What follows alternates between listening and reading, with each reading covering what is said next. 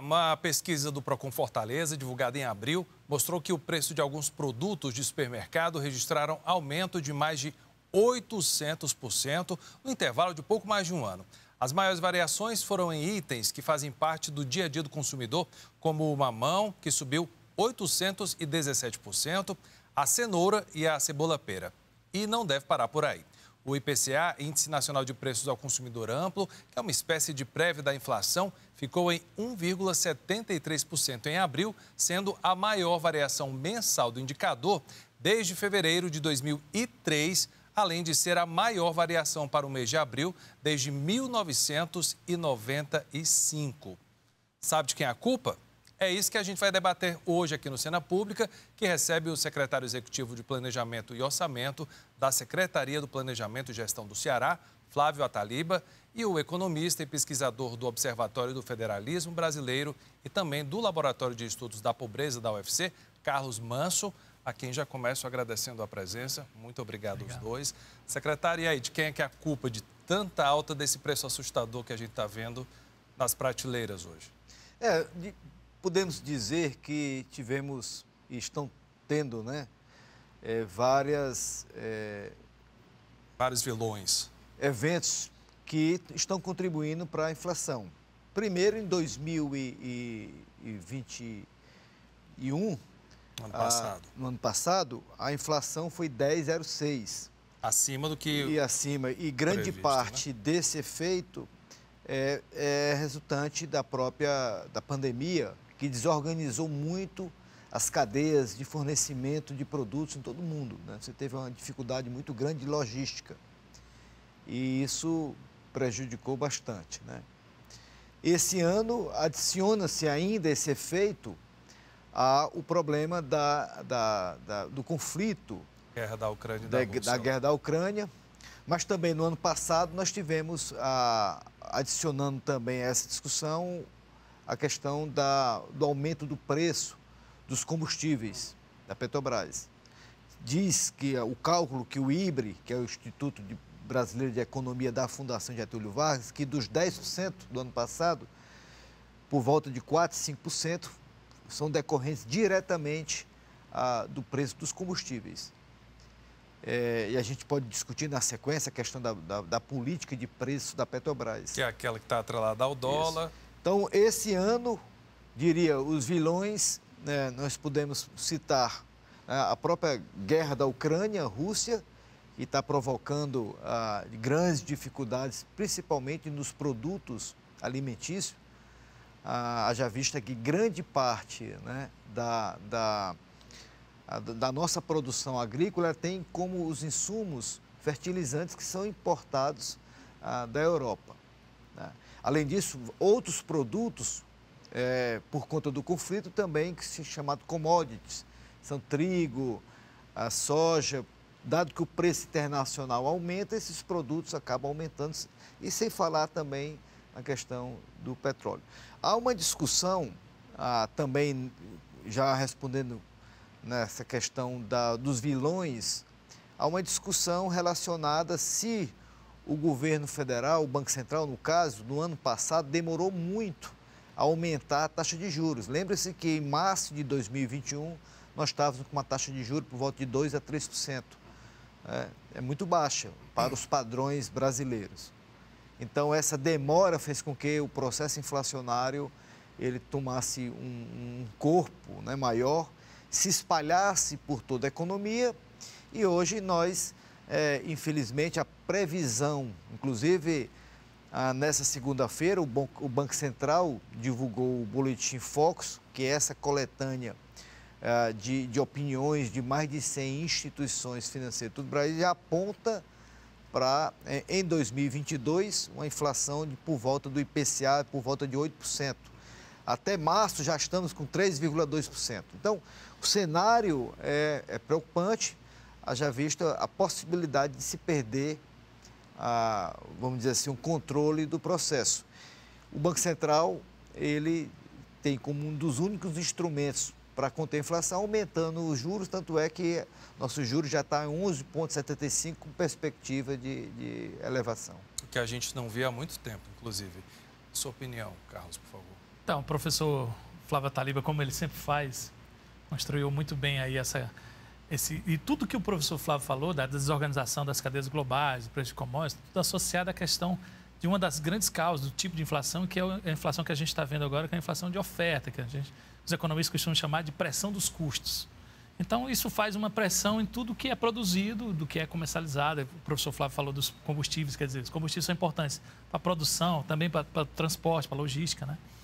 O diesel, por exemplo, aqui no Brasil, se pegar de março do ano passado para março desse ano, o diesel cresceu 55% preço. Então, por isso que é um fenômeno global, né? A gente está vendo isso, essa desorganização das cadeias produtivas é algo ligado à questão também. Hoje a gente sente muito isso, porque está tudo muito integrado. Uhum. Então, dificilmente você faz um produto que não tenha origem em vários lugares. Então, algum desacerto em algum desses países, você já tem uma repercussão, já afeta. Então, é um fenômeno global. Agora, tem uma boa notícia. A gente vai falar de muitas notícias ruins.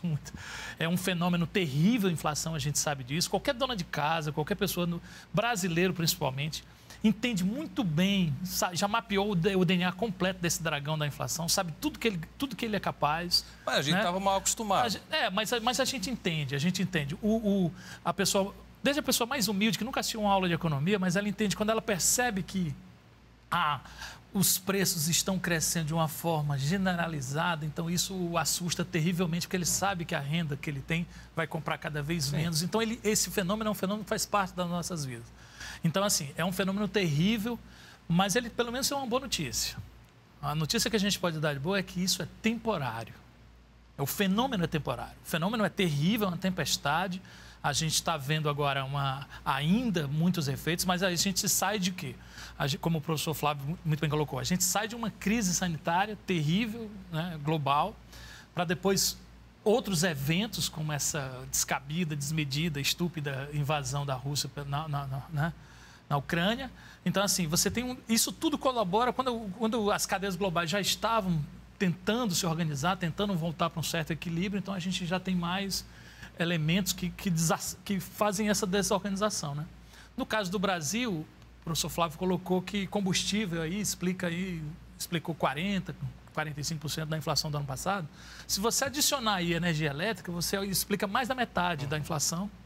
E a energia elétrica teve um problema hídrico, a gente ainda teve uma restrição. Que afetou também a produção agrícola, né? Que afetou a produção agrícola, a gente teve quebra de safra, né? Quer dizer, a gente teve problema relacionado a isso. Na hora que a gente está se recuperando, aí tem outros eventos e acabam nos assustando. Agora, de novo, tentando... que ela é temporária, ou seja, a gente vai sentir os efeitos. Deixa eu antecipar uma coisa aqui, por exemplo, ligada ao principal que a gente está falando aqui, que é combustível, que é petróleo, né?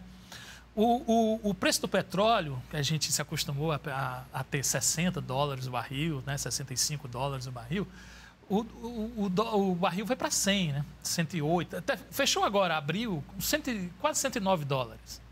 Então, os especialistas do mercado, aí, que é uma economia completamente à parte, aí, economia interessante, complexa, mas eles dizem que estão desenhando um cenário de que esse barril pode ir até 120 ainda. Por isso que eu estava falando da questão do fenômeno. A gente está sentindo ainda um baque muito grande para depois vir uma certa acomodação. Esse fenômeno vai se dissipar, certo?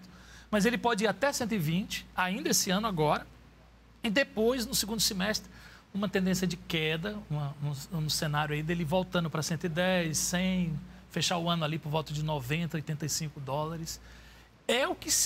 Hoje é o cenário otimista que temos. Ou seja, pensar de forma positiva hoje é pensar na estabilização do barril em torno de $100, por incrível que pareça. Mas lembrando que esse ano é ano de eleição, e aí tem a questão da instabilidade política. Isso não mexe com a economia também, Carlos? A gente está tomando aqui preços internacionais, né? Porque é como é a política de preço da Petrobras. Então, eu estou falando, globalmente, o mundo vai tentar, olha só o que é o que temos.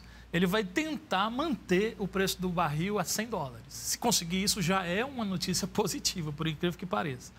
Por quê? Porque ele pode não ir para $100, ele pode ir para $200. Isso tudo depende de muitas variáveis. Então, a gente está pegando aqui, por exemplo, se o confronto Rússia-Ucrânia acabasse hoje, aí a gente já teria que rever nossas expectativas que as coisas poderiam ser bem melhores. Se alguns países usarem o estoque que eles têm, de petróleo, que eles têm muito estoque, por exemplo, o Irã, se espera do Irã que o Irã coloque muito barril a um preço interessante para poder dar uma melhorada nessa oferta, diminuir essa pressão por demanda, justamente para conseguir essa estabilização. Né? Está se esperando isso. Porque aí você tem ou seja, o fenômeno, que hoje está todo mundo muito nervoso, muito agitado no mundo por conta disso, né? Se a gente conseguir estabilizar o barril, outras coisas vão fazendo com que a inflação a gente vá sentindo menos efeitos ao longo do tempo, ao longo do ano. Essa é a perspectiva. Mas como o professor Flávio colocou, depende também muito da ação governamental, da ação das autoridades monetárias. O que é que elas estão fazendo com a taxa de juros? Porque a taxa de juros, nesse caso, ela combate uma coisa muito importante que o professor Flávio colocou. Cadeias globais e commodities. A gente pode colocar uma terceira explicação para isso na questão das expectativas das pessoas em relação à inflação. Então, sem dúvida alguma, que a taxa de juros ajuda a melhorar essas expectativas, a entender que tem alguém combatendo. Então, uma causa muito importante de inflação é a inércia, né?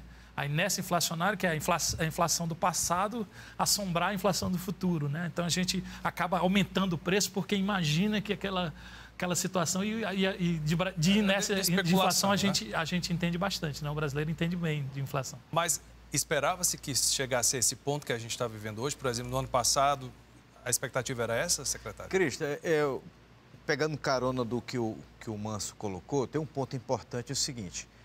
A causa principal da inflação hoje no Brasil, ela é a inflação de custos, né? Nós temos basicamente dois tipos do processo inflacionário, a inflação de demanda e a inflação de custo. Para o nosso telespectador que está nos assistindo, a inflação de demanda, imagine se você esteja numa feira e tem ali aquelas pessoas normalmente que vão na feira, mas naquele dia chegam 50 ônibus querendo comprar produtos. Então, é muita gente querendo comprar, se constrói numa espécie de leilão, aqueles que estão mais dispostos a pagar mais, quem está vendendo vai aumentar seu preço. Isso seria inflação de demanda. Inflação de custo seria nessa feira, normalmente você tem uma quantidade de tomates, de batatas, de maçã que você oferece, mas teve algum problema de enchente e a quantidade desses produtos diminui. Então, proporcionalmente, você tem menos produtos e mais pessoas. Ou aqueles fertilizantes que usam nesses produtos aumentam de preço, então o produto vai ter que aumentar de preço. Então, isso seria inflação de custos. Estou falando isso para ir no raciocínio que o Carlos Manso colocou e chego já na sua pergunta. Então, se a inflação é de custos hoje no Brasil, seja o custo da energia elétrica, seja o custo dos produtos que vêm do exterior, por conta da pandemia, esses produtos eles estão escassos, então falta componentes em produtos, então você tem menos produtos. Ou seja, o próprio combustível, né? Os preços dos combustíveis do petróleo estão crescendo. Então, tudo, se a inflação que ela está nos assombrando é a inflação de custo, por que é que o Banco Central aumenta a taxa de juros, se a taxa de juros é um instrumento para combater uma inflação de demanda? Ou seja, quando o Banco Central aumenta a Selic, que é a taxa básica de juros da economia, na verdade, ela é referência para todas as taxas do mercado financeiro. Então, por exemplo, o cheque especial que as pessoas têm no banco, ele fica mais caro. Um crediário que você vai comprar uma geladeira numa loja, vai ficar mais caro. O financiamento do automóvel, da casa própria, fica mais caro. Então, isso inibe a demanda. Mas por que o Banco Central usa esse instrumento para combater uma inflação de custo? Esse é um grande problema hoje na economia brasileira, porque da maneira que está desenhado o sistema macroeconômico no país, e aqui a gente pode entrar em questões mais técnicas, porque o câmbio ele é flutuante, ou seja, quem determina o dólar, a cotação do dólar no mercado, na economia, é o mercado.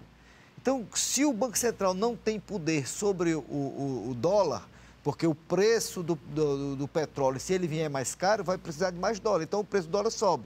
Então, se não tem controle do dólar, o único controle que o Banco Central tem é a taxa de juros.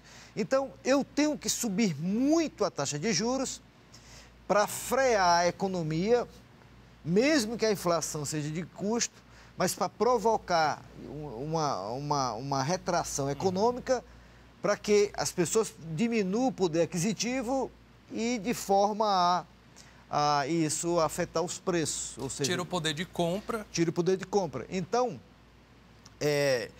o que o Carlos Manso está colocando é muito importante, porque quando o Banco Central aumenta a taxa de juros, o efeito na economia, aí se tem uma estimativa entre 6 a 9 meses. Ou seja, o aumento dos juros hoje só vai ser sentido realmente no mercado lá para outubro, por exemplo. É por isso que se diz que o governo atrasou um pouquinho ano passado, ficou muito tempo com uma taxa de juros muito baixa, porque se ele tivesse aumentado lá, a gente já poderia estar sentindo os efeitos, já poderia sentir os efeitos até no primeiro semestre. No momento que ele desenha o sistema atual, que é o câmbio flutuante, ele só tem como instrumento ou como remédio para curar o problema inflacionário a taxa de juros. Então, ele tem que provocar uma recessão para reduzir o poder de compra das pessoas, para que essas pessoas que estão indo na feira, esse exemplo que eu dei, eles vão chegar lá sem recursos para comprar esses produtos. Logo, de alguma forma, os produtos vão diminuir. E a gente está vendo esse aumento dos juros no mundo todo, né? No mundo todo. E esse efeito, e aí, finalizando, o Manso colocou a questão da inércia. O que é a inércia? Inércia é quando a inflação se propaga mês após mês, ano após ano, sem nenhuma causa permanente. A causa inicial provocou a repercussão permanente. Uma pessoa que tem 30 anos de idade hoje, ela não se lembra ela não sabe o que é inflação. Eu não lembro não. Porque nós vivemos um período. Mas está parecido, secretário. Você vai no restaurante uma semana, na outra já é outro cardápio. Tá, mas eu digo o seguinte, o que é realmente viver num período de hiperinflação, essas pessoas que têm hoje até 30 anos de idade, elas não sabem o que é. Em 1988, no Sarney, nós tínhamos inflação de 80% no mês. Flávio, não, podemos ilustrar isso? Antes disso, eu vou ter que chamar o intervalo, a gente volta, porque isso é bem interessante, volto falando sobre esse assunto. Cena Pública vai para o intervalo, eu te convido a dar uma olhada nas nossas redes sociais, tem Facebook, Instagram, @TV Ceará, fica com a gente, volto daqui a pouco.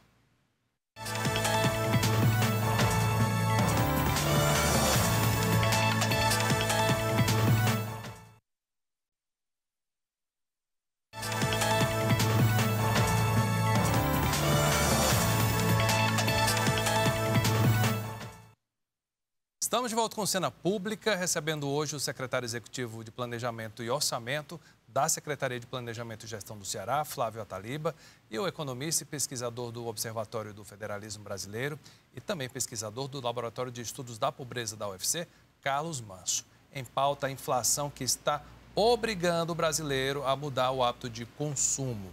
Vamos retomar aqui a questão da inflação passado e presente, cara. Porque você falou que não conhecia inflação, que é normal, porque você é um garoto. E realmente eu lembro. A gente usufrui desse espetáculo, dessa vitória brasileira que é o Plano Real, né? Sim. Uma das grandes conquistas do país. Mas se eu estava querendo só ilustrar... Lembrando, né, que nós tínhamos um ministro cearense comandando, o ministro Ciro Gomes, né? À época era o ministro da Fazenda. E que foi ministro num período, assim, muito preocupante, assim, que o Plano Real podia realmente não ter tido todo esse sucesso, né?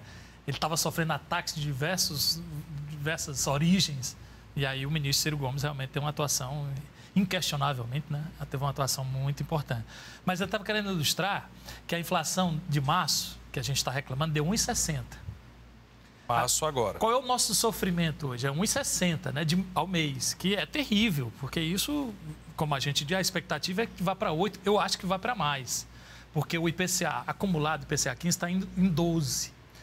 De um ano. Eu vou voltar aqui para o ponto que eu queria, mas assim, deixa eu colocar só o que está acontecendo, qual é o monitoramento que a gente faz da inflação. Você pegar os últimos 12 meses, os serviços estão crescendo a 7%, estão crescendo 7% nos últimos 12 meses. Eu vou arredondar aqui tudo, tá? Para tirar os décimos aí. 7%. Os bens industrializados a 14%. Ok? Nesse ponto aí você vai... O gás natural para 21%, e o diesel lá para 55%, e a gasolina ali por volta dos 31%. Só para ter uma ideia como é que está acontecendo isso né, essa observação dos preços. Muito bem, mas voltando. Serviços a 7, ou seja, cabeleireiro, enfim, incorpora todos os serviços, os bens industrializados a 14, e a inflação aqui, juntando tudo, ela está indo pela casa dos 12. A gente imagina que ela vai ficar em 8, porque a gente está imaginando que o fenômeno vai se dissipando e que... Vai ter uma retração. Aí tem todo esse aumento de juros, etc, etc. Mas, assim, o que o professor Flávio colocou da questão da Inés e do papel das taxas de juros é porque se você... Aí eu queria ilustrar que deu 1,62 em março, mas em março de 94, antes do Plano Real, na implantação do Plano Real, a inflação foi de quase 47% no mês de março. Então, quer dizer, é uma outra realidade. Por isso que, às vezes, a gente tem que ter cuidado, assim, com o otimismo exagerado, mas eu asseguro, né? A notícia boa é de que é um fenômeno temporário. O mundo todo está aumentando a taxa de juros, não é uma... O Chile, por exemplo, que sempre foi muito organizado, é um exemplo aqui, um colega aqui da América Latina, que fez algumas reformas importantes, é um tipo de gestão governamental que a gente tem um olhar muito carinhoso com ele, né? Acha que ele tem juízo, diferente, por exemplo, da Argentina, só para citar. Mas o Chile, sempre muito comedido, aumentou 1 ponto na taxa de juros, coisa que ele não fazia. Ele aumentava degrauzinho a degrauzinho, ele aumentou de uma vez só, de uma tacada só, ele aumentou 1 ponto percentual na taxa de juros. Então, isso mostra, ao mesmo tempo que o fenômeno está aí, o dragão está soprando um fogo muito alto sobre nós, mas as autoridades também estão com disposição para enfrentar. É o caso das taxas americanas, né, Flávio? Que você imagina, por exemplo, a taxa de juros americana pode ir a 5% esse ano, o que é uma coisa inimaginável, porque é uma taxa de juros muito elevada para o padrão americano. O nosso padrão é comum, né? E outra coisa, a autoridade monetária no Brasil, assim, a gente tem que ter muito cuidado com a inflação, porque a gente vem perdendo a guerra para ela em termos do sistema de metas. O nosso sistema de metas está levando de goleada da inflação. Infelizmente, a gente não consegue acertar. Antes, a gente estava tentando, nos últimos anos, acertar o centro da meta. Hoje, a gente está já... Por exemplo, o teto da meta, 5. A inflação vai para 8. Ano passado, o teto da meta de 5, a gente foi para 10. Quer dizer, a gente está muito distante do teto da meta. Então, isso é muito preocupante, porque isso faz com que todas as expectativas sejam modificadas, porque os agentes econômicos precisam acreditar na autoridade monetária. Eu acho que tem um ponto, Cristo, que valeria a pena também explorar. Quando você tem uma inflação muito elevada, como essa que nós estamos iniciando a sentir, isso desorganiza todo o ambiente econômico. Claro. Tá? Não só desorganiza o ambiente econômico dos produtores, dos empresários, porque o horizonte de planejamento ele fica complicado, ele não consegue calcular, né, qual o retorno dos seus investimentos, isso faz com que ele fique retraído dos seus investimentos, mas também o consumidor também prejudica muito, tanto é que a inadimplência, que já estava alta, acima, quanto era? 65%? Exatamente. Já aumentou por conta da inflação. Então, o consumidor, ele sofre muito com a inflação. Você vai no supermercado, vai nas feiras, você vê que realmente o padrão de preços aumentou muito. Então, 6 milhões de empresas hoje inadimplentes, não só pessoas como as empresas. As empresas também estão inadimplentes, né? Isso. E isso desorganiza o orçamento doméstico, né? As previsões que um dono de casa, né, estabelece para o seu orçamento também é comprometido. Então, inflação é pior, é ruim para todo mundo. Sim. Né? Ninguém ganha com a inflação. Agora, tem uma classe que perde muito com a inflação, que são os mais pobres.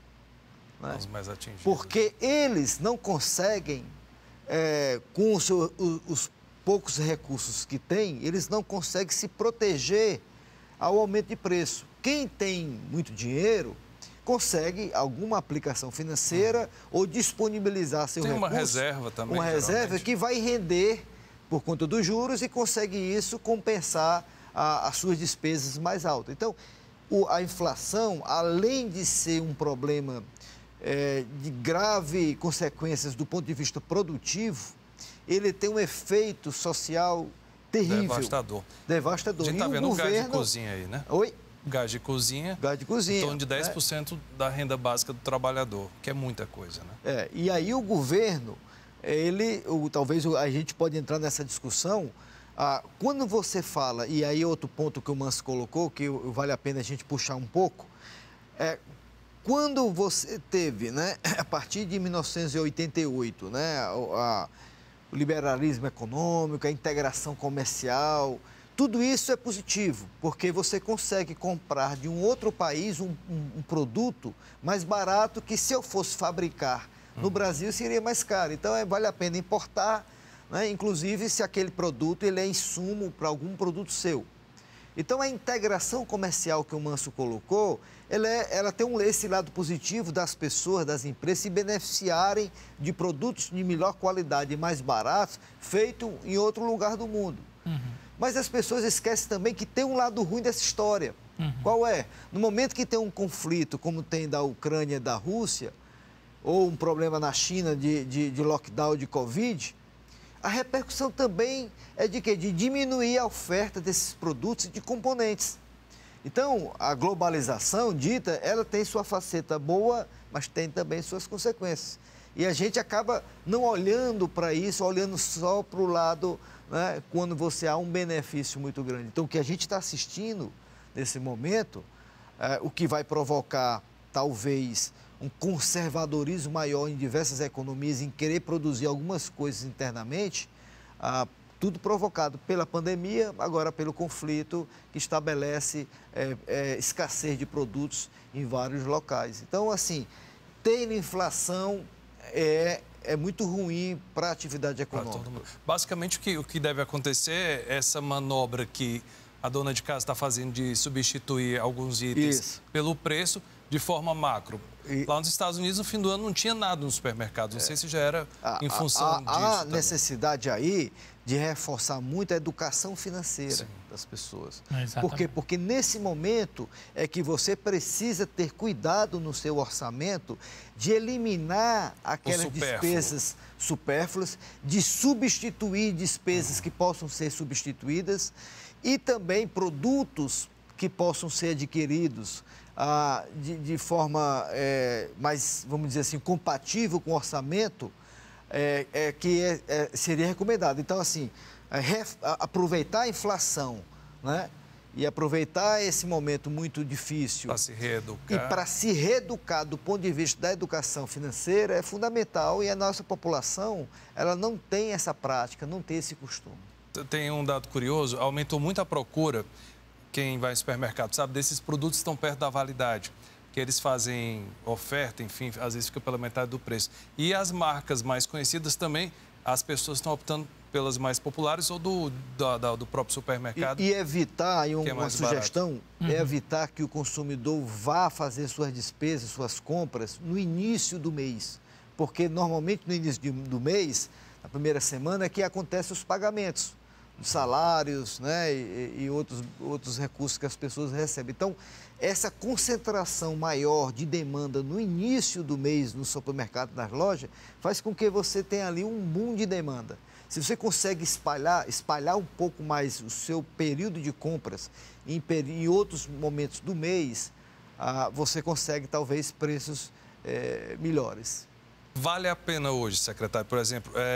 E tem um efeito aqui, falando isso que você falou, secretário, me lembrei, no próprio orçamento do Estado. Do Ceará. Quando a gente manda a LOA para a Assembleia, né, a Lei Orçamentária Anual, é baseada numa previsão inflacionária.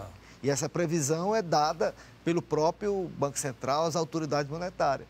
Então, quando a gente está aqui na LOA, que é o orçamento do governo do Estado de Ceará, que está lá todas as despesas, pagamentos dos servidores, os insumos dos hospitais, os insumos das escolas, tudo isso é construído numa determinada projeção de inflação. Se o próprio Banco Central ele rever semanalmente a previsão de inflação, imagina a dificuldade que o governo tem de manter em dia todos esses pagamentos, inclusive o volume de investimentos. Você está falando todos os contratos, né? Contratos de aluguéis, contratos de trabalho, também todos, a economia toda indexada, né? Total. Só essa questão do supermercado, o senhor acha que é uma boa agora fazer 2, 3 vezes ao mês compras, por exemplo? A Não quantidade, centralizar num dia só. a quantidade de compra também tem um custo do deslocamento, Sim. do combustível, das pessoas irem 2, 3 vezes ou 4 no supermercado. Se a pessoa morar perto do supermercado, evidentemente que... Bom, ela está pesquisando, né? Pesquisando. Pesquisar e observar o melhor momento, né? Como você falou, esses produtos também. Aí, não só perto da validade, mas produtos que caiam de preço por alguma sazonalidade. E alguma utilizar coisa, né? a internet como instrumento de pesquisa de preço. Sem dúvida. Isso é fundamental. Então, todo mundo tem um smartphone praticamente e isso é uma estratégia também muito boa, né? Assim, repito, não concentrar as compras no início do mês, espalhar isso mais, procurando ofertas, só dessa forma que as famílias vão conseguir ter um alívio, né, mais no seu orçamento. E não vai perder horas no supermercado, porque nessa linha tudo aí, lotado. Isso, exatamente. Isso. Nessa linha aí a gente está fazendo algumas sugestões para o consumidor. Deixa eu colocar um outro ponto também, eu acho que é muito importante, que é o seguinte. Por favor. A gente está falando dele fazer priorização, né? Dele escolher os produtos. Escolhe produtos da época, produtos assim, enfim, porque tem essa relação de oferta e demanda, ele vai ver quais são os preços, a gente já viu. Agora, uma outra coisa muito, muito importante, que a gente está no meio dessa crise, no meio desse temporal ainda, é não esquecer da educação, da qualificação. Isso é muito importante. Se você tiver que abrir mão de algumas coisas, mas abra mão da qualificação em último caso, né? Se você puder, logicamente, se tiver recurso para isso. Por quê? Porque, além de toda essa inflação que a gente está discutindo, é um outro fenômeno terrível que está acontecendo no Brasil, é que nós temos 12 milhões de desempregados. A taxa de desemprego, por incrível que pareça, ela é difícil de cair, ela está se mantendo nos níveis muito elevados. Então, apesar de estar caindo um pouquinho ali, nos décimos e tudo, mas nós temos 12 milhões de desempregados. Então, assim... Sem falar, né, mas na precarização de outros tipos de emprego. Isso, né? a gente está falando só de desempregados, mas se você pegar os ocupados que estão com subalocação de horas, você tem aí mais alguns milhões. Então, é assim, é um mercado de trabalho em linhas gerais, né? Claro que tem alguns segmentos que conseguem escapar, mas em linhas gerais é um mercado difícil, é um mercado complicado. Então, uma forma de você se manter competitivo nisso é se qualificando permanentemente. Então, tenha um cuidado especial. Eu sei que o orçamento, que a inflação está destruindo, a gente está falando aqui, mas eu estou sendo muito comedido de dizer, caso sobre, não esqueçam de priorizar a questão de qualificação. Isso é também muito importante. É importante mesmo. Um ponto importante em termos do governo do Estado, a gente falando em orçamento e falando também de pobres, você falou do gás, né? O governo do Estado, o governador Camilo Santana, que saiu há pouco tempo, e agora a professora Isolda, a ampliação do programa do Vale Gás. Vale Gás Social. Vale Gás Social. Então, isso tem um benefício de suporte para as famílias pobres gigantesco, porque como, aí elencando os preços que o Manso falou, o gás teve um aumento, chegou a 20. Comparando, a inflação cresceu a 12 na média, o gás foi para 21. Né? 21, então... Isso aí muito a ver também com a Rússia, né? Um exportador de gás natural muito forte. A Ucrânia também é um exportador. Então, ou seja, hoje, antigamente a gente ligava a TV e ficava se preocupando com o que acontecia na nossa aldeia. Hoje, qualquer coisa que aconteça no mundo afeta a nossa aldeia. Isso, e outro ponto de suporte às pessoas mais pobres é o cartão Mais Infância, né? Que você estabelece famílias que de até 6 anos, com criança até 6 anos, recebem um complemento do Bolsa Família. Então, isso é uma estrutura de atendimento às famílias mais pobres. Até na geração de emprego, o Ceará é destaque na região Nordeste e tem gente acho que está vindo para cá entender esse fenômeno do Ceará há muitos anos, se manteve num índice bom. Né, o que mantém essa dinâmica na economia regional, no caso Ceará se destacando no Nordeste, primeiro está ligado ao volume de investimentos que o Estado realiza. Nos últimos 7 anos, nós somos o maior investidor líquido, ou seja, proporcionalmente à sua receita corrente líquida do Brasil. Então, o investimento público ele tem essa força de alavancar a economia e trazer investimentos privados que se acoplam àquele investimento. Se olhar, por exemplo, ou o que foi gasto no Porto de Pecém e a quantidade de indústrias que foram para lá se beneficiar disso, né? Então, tu tem essa... Segundo, você tem também o Estado se notabiliza por ser organizado fiscalmente, por pagar em dia seus fornecedores, por pagar em dia os servidores públicos. Então, para quem está de fora e quer investir, ele quer esse ambiente responsável e seguro para o investidor. Tem jogador aí que, fazendo um paralelo, tem jogador muito bom que quer vir jogar no Ceará e no Fortaleza. Por quê? Porque não adianta o cara prometer um salário absurdo lá num time grande se ele não recebe. E sabe que Ceará e Fortaleza hoje são duas instituições extremamente sérias, né? Né? Então, pagar em dia, ser responsável com seus compromissos, isso é muito importante. Então, o Ceará se notabiliza por isso. Então, vamos dizer, essa estratégia, ela precisa continuar e precisa se consolidar. Eu vou ter que chamar um intervalo rapidinho, cena pública. Vai para o intervalo, a gente volta daqui a pouco.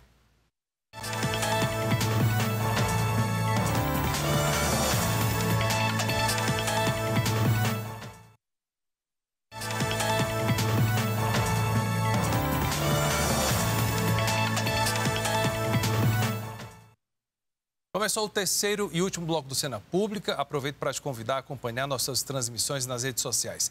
Tem o Facebook, Instagram, @TV Ceará e o canal da TVC no YouTube. O assunto de hoje é a inflação que voltou a assustar os consumidores brasileiros. Quem participa é o secretário executivo de Planejamento e Orçamento da Secretaria do Planejamento e Gestão do Ceará, Flávio Ataliba, e o economista e pesquisador do Observatório do Federalismo Brasileiro e também do Laboratório de Estudos da Pobreza da UFC, Carlos Manso.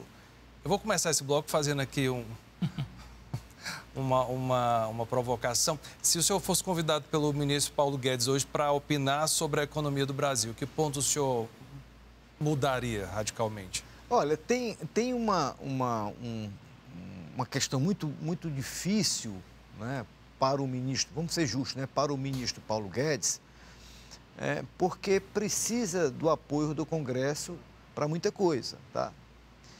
E essa interlocução, ela parece, durante muito tempo, foi complicada, né? Esse desentendimento entre o Executivo e o Legislativo veio se estabilizar agora nos últimos meses, quando teve um apoio maior do Centrão.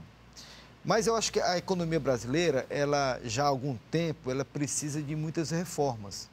E essas reformas, elas passam naturalmente pela discussão no Congresso, passa pelo apoio do Congresso. O ambiente atual, pré-campanha, é difícil você colocar algo relevante nesse momento, tá? Aí se fala em reforma tributária, reforma fiscal, reforma administrativa, que era para ter sido discutida lá no início do governo e agora perdeu o time. Então, o que eu estou dizendo com isso é que qualquer pessoa que chegue a assumir atualmente... Não vai poder fazer muita coisa.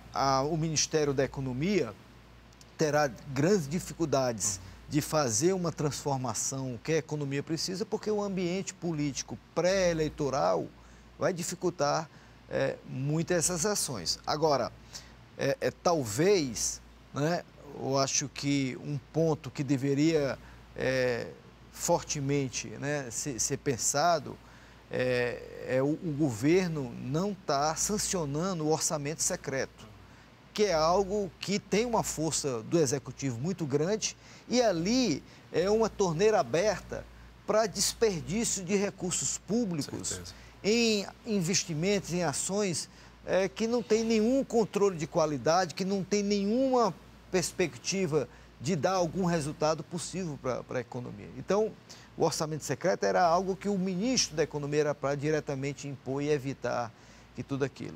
Tem uma discussão da reforma tributária, né? Mas não vai ter espaço mais para isso. O Banco Central se tornou independente, ou seja, o ministro, teoricamente, da Economia não tem como interferir na política monetária. Quer dizer, política monetária, quando a gente fala, os economistas falam, é a questão da taxa de juros ou tirar a liquidez da economia, ou seja, o meio circulante, a moeda em circulação, você pode retirar e você torna a moeda mais escassa e isso acaba evitando que as pessoas também comprem muito, porque tem menos recursos em circulação, o juro fica mais caro, a demanda cai e os preços tendem a cair.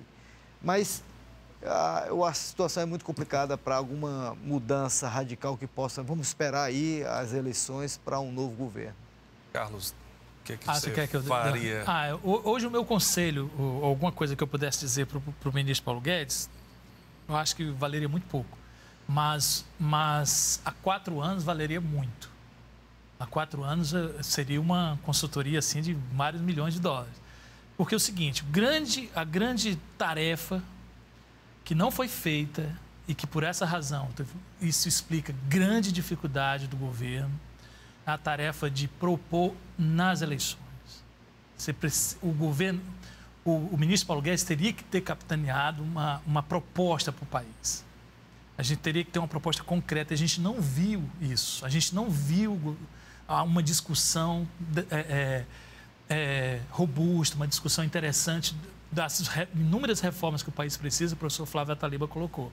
Então, ou seja, é muito difícil ter sucesso sem ter todo esse desenho, essa discussão feita antes de governar. Você precisa planejar. E aí você entra sem isso, porque claramente eu não estou sendo de forma alguma injusto mas é fato, assim, não houve essa discussão pormenorizada da proposta do governo Bolsonaro, do governo Paulo Guedes com a sociedade, não houve essa discussão. Né? E aí logo depois você entra num governo que aí tem uma série além dessa falta, você tem que planejar com a máquina andando, com o Congresso você precisa, né? A gente costuma pensar que 6 meses depois da eleição você tem ainda um grande poder um poder sobre o Congresso, desde que você tenha discutido isso na campanha, então você tem alguma grande possibilidade de aprovar coisas importantes lá, mas o governo demorou porque ele teve que se reorganizar dentro da própria execução, ou seja, o planejamento foi feito com o carro já na execução. A gente poderia ter feito um planejamento antes, aí a ideia seria outra. Ainda conseguiu aprovar lá no comecinho, uma reforma da Previdência que não vai resolver o problema, ou seja, vai precisar de novas rodadas aí de parametrizações ou discussão sobre o modelo do sistema, mas enfim... Eu acho que hoje qualquer coisa que a gente possa dizer para o ministro Paulo Guedes o máximo que a gente poderia dizer é que se estiver pensando em alguma coisa para esse final de governo, eu também eu penso igual o professor Flávio, acho que não tem espaço, né, para muita coisa. Tem que pensar já uma discussão para o próximo governo. E aí não cabe só ao ministro Paulo Guedes, cabe a todos os projetos de governo que a gente, como cidadão, a gente quer ver, são propostas para ver se elas se colocam de pé, se elas fazem sentido para que realmente... E a gente precisa, no próximo governo, a gente precisa de um bom governo. O país necessita de um governo com muita qualidade, encaminhando as reformas, porque a gente está brincando, a gente ainda tem força em commodities, etc, mas a gente não pode... Como a gente está falando, a gente está num momento de uma alta inflação, com alto desemprego, o investimento público no chinelo praticamente inexistente. A gente tem uma política de inovação hoje precária, não desenvolve coisa alguma. Então, numa economia globalizada, a gente está sendo cada vez menos competitivo. E eu acho que o que complicou muito a nível do governo federal, Paulo Guedes principalmente, é governar com ideologia. Sim. Tá? Porque... o serviço público, a gestão pública, essa ideologia extremada não cabe no serviço público. Por que não cabe? Porque a resposta que o serviço público tem que dar para as pessoas é levar bens e serviços da melhor qualidade. Uhum. Então, quando você estamos lá na Secretaria de Planejamento e Orçamento. Então, quando se faz um orçamento, se sabe o que é que se vai entregar à sociedade. E isso precisa de um planejamento. Então, o esforço do governo do Estado de Ceará durante muitos anos, aqui não estou falando só no governo Camilo Santana, agora professor Isolda, governo Cid, e para trás nós tivemos uma série de ações organizadas.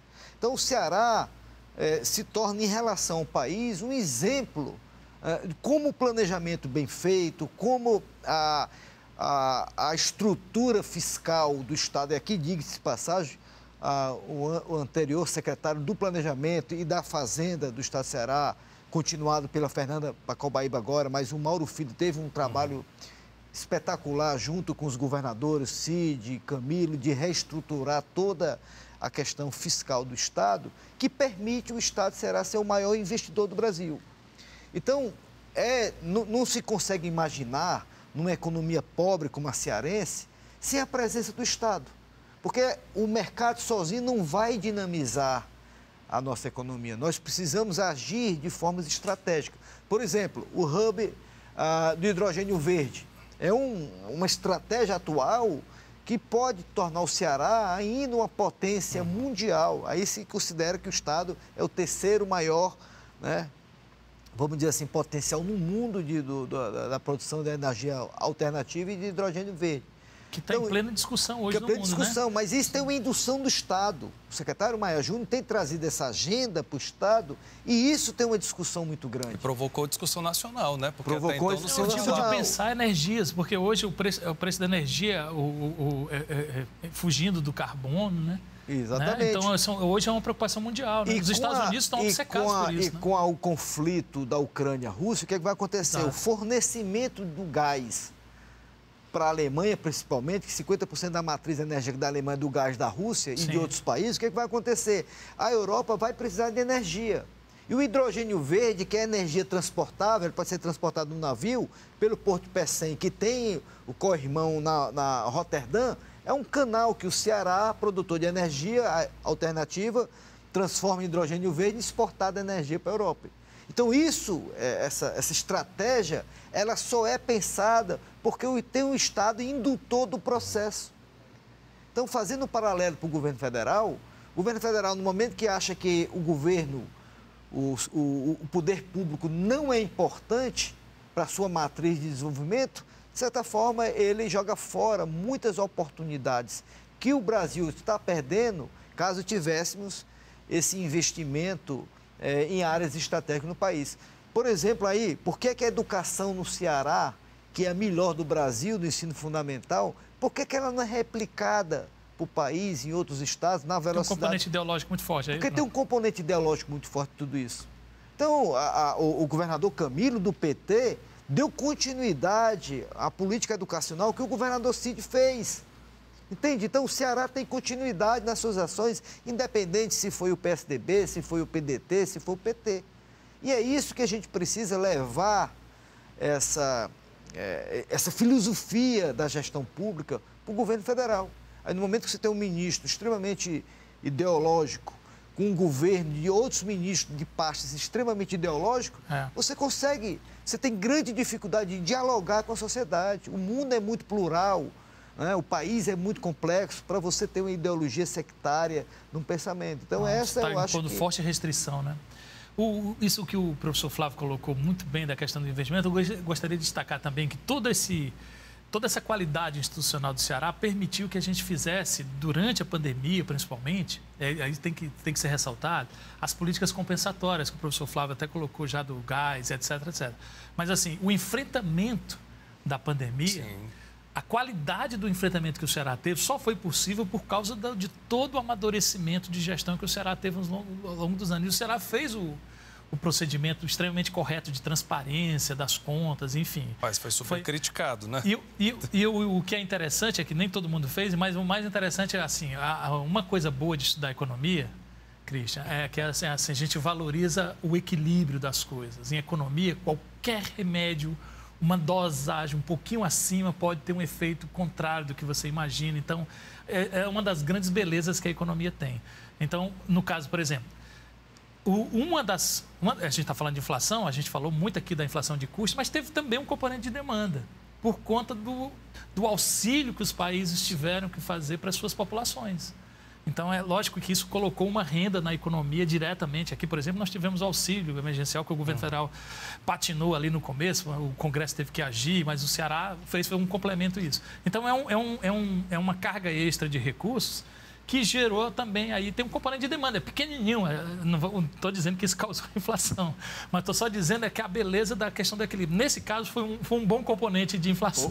É pequeno aqui, porque lá nos Estados Unidos claro, o pessoal não está mais nem querendo trabalhar. Como a gente está colocando aqui todas as questões, então é bom que a gente também faltou dizer isso. Deixa eu lhe dar uma informação em primeira mão aqui no Cena Pública, né? Tudo isso que o Manso está descrevendo sobre o governo do Ceará, nós estamos elaborando um livro, aliás, 2 volumes, sobre a era Camilo e Isolda, né? Um primeiro volume, ele vai tratar das questões econômicas, sociais, nesses 7, 8 anos de governo, né? E o segundo volume vai tratar de todas as ações do Estado, das políticas públicas do Estado, nas diversas secretarias e órgãos do Estado. Então, nós estamos sistematizando todo esse material, que isso vai ser uma obra, né, para a história do Ceará. É uma aula de gestão pública, né? E documentado tudo, né? Inclusive, tem um componente importante, um capítulo importante, como o Manso acabou de citar, sobre a pandemia. As ações de combate porque à a pandemia, estratégia utilizada pelo governador Camilo Santana, pela professora Isolda, de construir um comitê e nesse comitê de discussão semanal trazer o Ministério Público Federal, trazer o Ministério Público Estadual, trazer a Assembleia, trazer o Tribunal de Justiça, trazer especialistas, há uma concertação. Então, todas as decisões eram tomadas em comum acordo.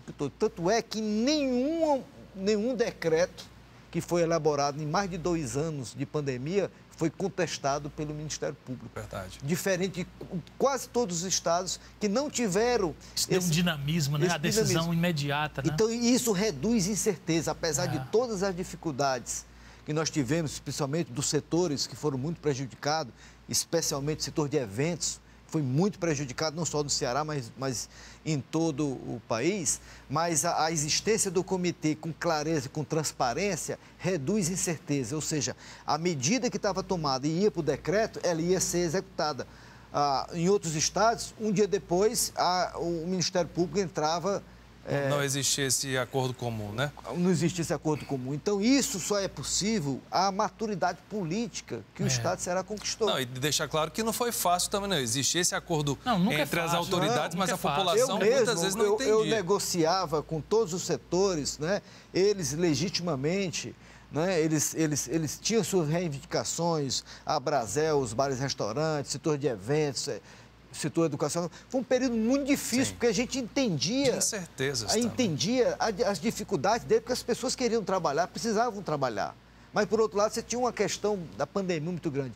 E, infelizmente, o governo federal não soube trabalhar, né, essa questão adequadamente. O gerou mais incerteza. Está dando spoiler aí do livro, não sabia o que podia falar, mas ainda tem colocou a questão sanitária, mas não foi só isso que também. Assim, a narrativa do segundo volume é muito baseada no enfrentamento dos grandes choques que esses governos, que esses 2 governos, né, esses 2 mandatos, eles tiveram. Porque tiveram também a crise hídrica, assustadora, uma seca devastadora. E teve uma crise econômica, né?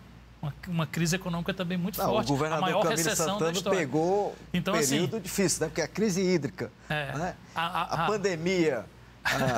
A crise econômica, né? A crise econômica então, e ainda uns problemas locais, né? Muito locais assim, fortes de segurança, com essa questão da presença do tráfico, presença do crime organizado. Quer dizer, a linha de base dessa narrativa é justamente como é que uma estrutura de gestão amadurecida, etc., foi capaz de enfrentar choques dessa natureza. É o que eu disse, é um mestrado de gestão pública, essa publicação aí. Quando é que vai estar disponível, secretário? A gente acredito que, porque tem a questão eleitoral, né, que a gente tem que cumprir os prazos eleitorais, mas eu acho que no final de maio nós teremos o boneco e para talvez junho, pelo menos na forma digital, ele esteja disponível.